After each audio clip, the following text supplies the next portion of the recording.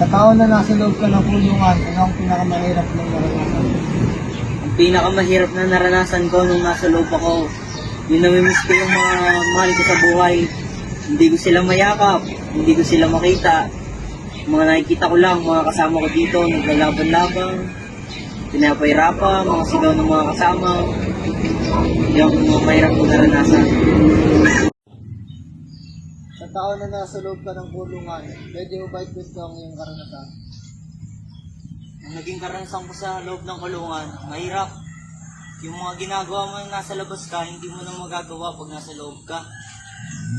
Kapag gusto mo matulog, hindi ka makakatulog kasi sobrang init. Sobrang sikip. Pag gusto mo matulog na nakahiga, hindi ka makakapahiga ng tulog.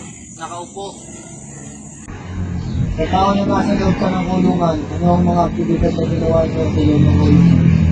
Ang mga aktibidad na ginawa namin sa loob ng kulungan ay dami. Tulad ng Bible study. Minsan, nag-exercise kami. Lahat ng preso nandun kakagin. Nag-exercise kami. Minsan, basketball. Yan. Volleyball. Madami yung ginagawa sa loob ng kulungan. Pag, ano yan, tuwing linggo, pupunta kami, kaya tawag kami ng mga officer.